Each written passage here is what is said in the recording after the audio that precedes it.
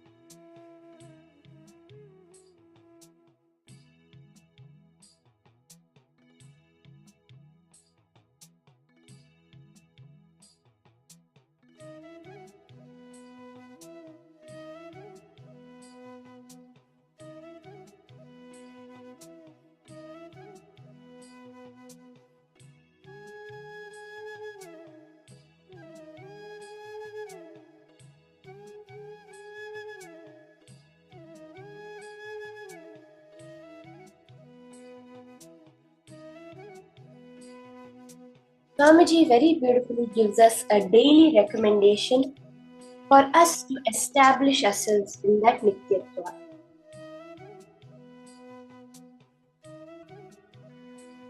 Among the 7 dimensions of time, space before the past, past merging into the present, present evolving as future, future merging into the space beyond the future, space before the past and the space after the future. These both are the only ones established in Nityatva. To experience this, Swamiji beautifully recommends to do Samskara Dahana Kriya every day. Club this with the Nirahara Samyama, it will do wonders to your body and mind. The details of the Samskara Dahana Kriya will be sent to you in your homework, which you can do every day.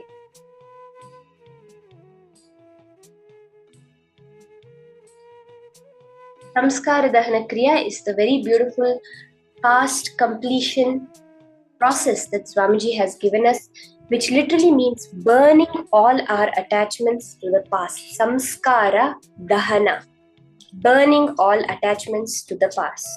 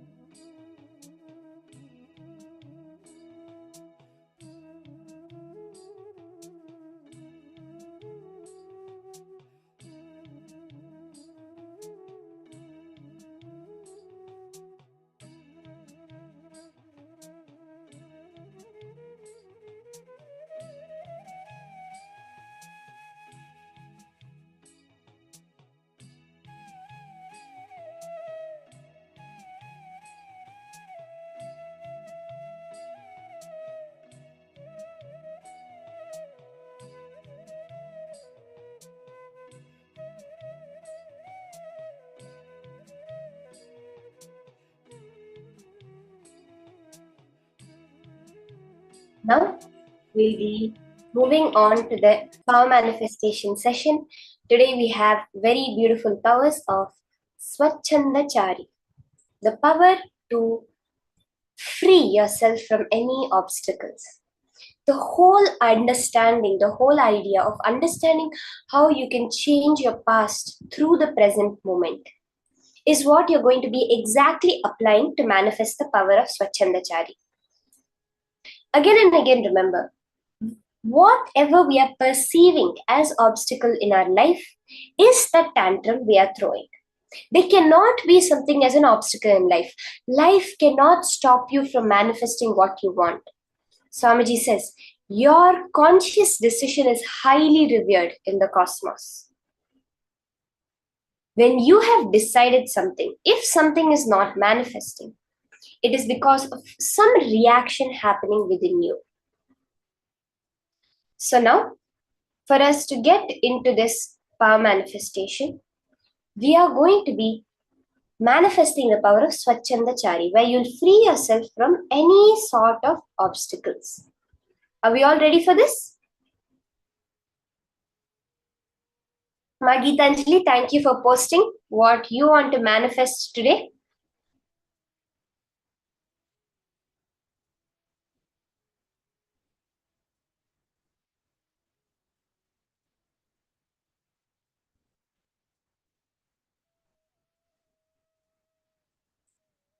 Now, let's start the power of Swachandachari.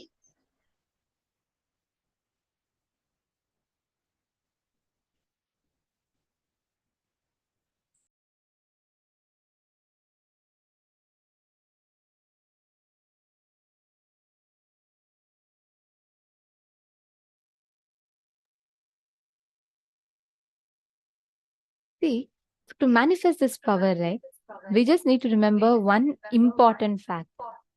Swamiji had revealed in the session that anything that is in circular motion, anything that is repetitive cannot affect you.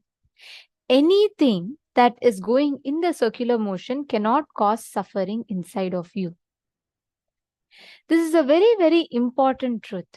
And all you need to do to experience that, see, every one of us, all of us are stuck in the Nirantaratva, not the Nityatva. We're all stuck within this past, present, future, just this three dimensions. And most of the times you're not in present at all. Because if you are in present, we will be connected to Nityatva.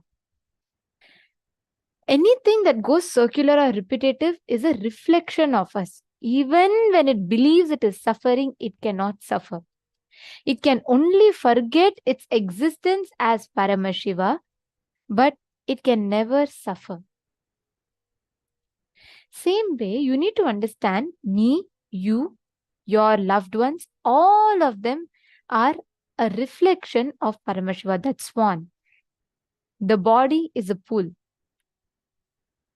The waves in the pool is not going to be touching the swan or affecting the swan. Am I right? Same way, your consciousness, your power of your conscious will, that will can never be affected by the ups and downs you face. So why are we talking this? Because today's power is exactly you experiencing the space of Nityatva, where you are only in the present moment, and by being in the present moment, you are going to be able to access the cosmic archives to solve all the problems of the future or past. So what you're going to do is, please understand, just like how we were stuck, just like how we are stuck many times delusionally, and Swamiji lifts us out, you are going to be helping using this exact science. You're going to be manifesting with your friends, family members, and helping them out of their problems. Understanding? The science is very simple. You just need to remember you are the reflection of the Supreme Swan, and you cannot be touched by the waves in the pond. Same way, any physiological, psychological, neurological ups or downs that you're going through cannot affect who you are, what you are. It cannot touch you. It cannot touch your existence as Paramashiva. Getting it? So let us all manifest this power of Swachandachari now. What exactly does this mean? This means you tuning in into the space of present and you being able to give solution, manifest any solutions that you want by being in the present moment. So let's all enter into the power manifestation.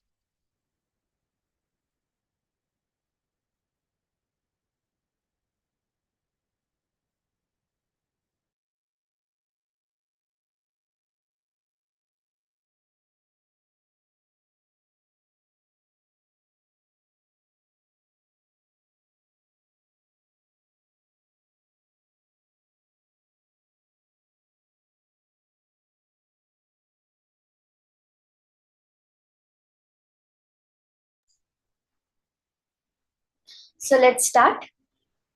You can connect to your partner. See, when we are transformed by Swamiji, the gratitude we show to him is transform the lives of the people around us. The gratitude you show to Swamiji for everything he has given you is to share that same space with the other people around you. Connect to any friend, any family member who is struggling with some obstacle in their life. Request their consent, tell them that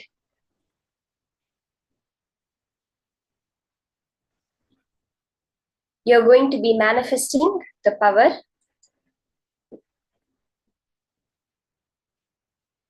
of Swachandachari with them. You're going to be from the spiritual source of power. You're going to be manifesting their reality for them.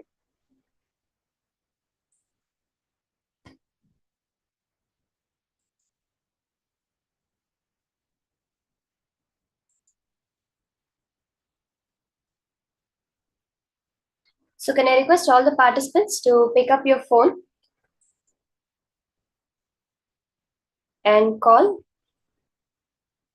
the person with whom you would like to manifest, with whom you want to transform their life today.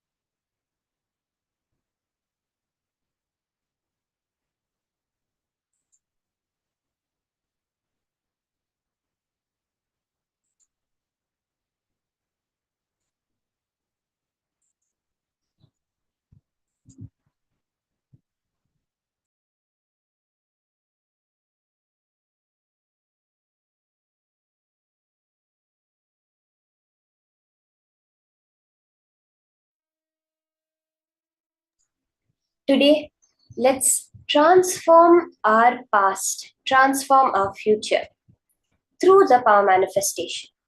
Whether it's the processes, whether it's the understandings, the powerful cognitions, or the power manifestation, today's full day is about having control of your life, gaining back that control which your mind has taken over from you. Let's start the power manifestation by enriching, by calling up any friend and family with whom you're going to be manifesting this power.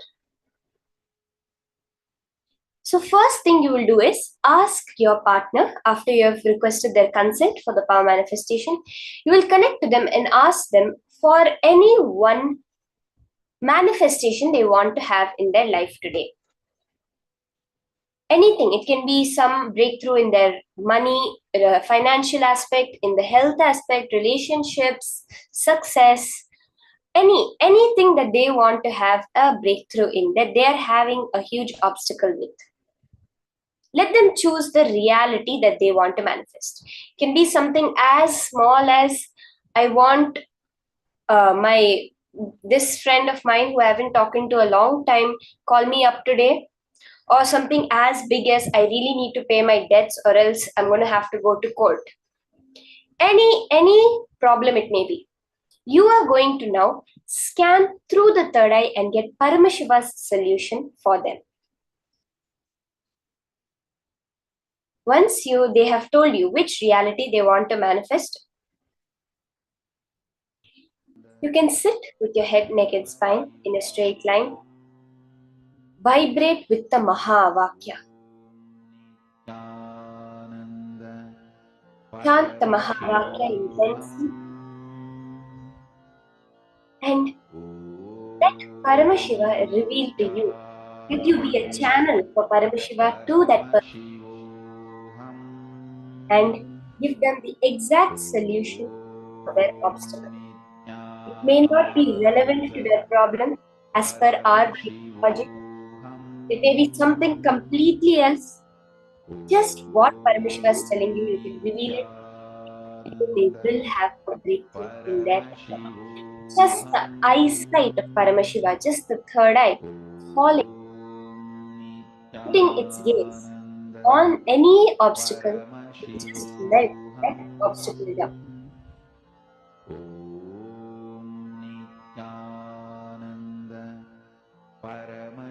Let's start the power manifestation.